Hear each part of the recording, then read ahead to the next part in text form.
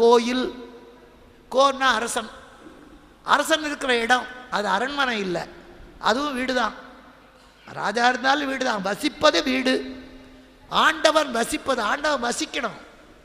வீட்டை மட்டும் கட்டிட்டு நம்ம வாட்டி என் பையன் அமெரிக்காவில் இருக்கான்னு 6 மாதம் பூட்டிகிட்டு போனால் அது வீடு, வாழற வீடு இல்லை, குட்டிச்சோறு. வீட்டில் ஆள் இருந்தால் தான் அது பேர் இல்லம்னு பேர். அது மாதிரி ஆண்டவன் எப்போவும் அந்த கோயிலையே இருக்கிறான்.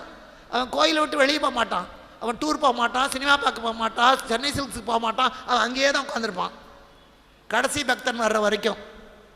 எனக்கு சாதம் போட்டானா அபிஷேகம் பண்ணப்பான், ஐயோ ஒரு பக்தன் கூட வரலையே, ஒரு பக்தன் கூட வரலையே சாமி. அதனால் அவனுக்கு என்ன லாபம்? ஒரு லாபமும் இல்லை. வீட்டில் நிறைய சமைச்சு வச்சுருக்கோம், ஐயோ இத்தனை பண்ணி வச்சுருக்கேன், இந்த பையனையும் காணோம், இந்த புருஷனையும் காணோம், பொண்ணையும் காணோம், எல்லாம் வருவாங்கன்னு செஞ்சு வச்சேன், ஒத்திரையும் காணுமே.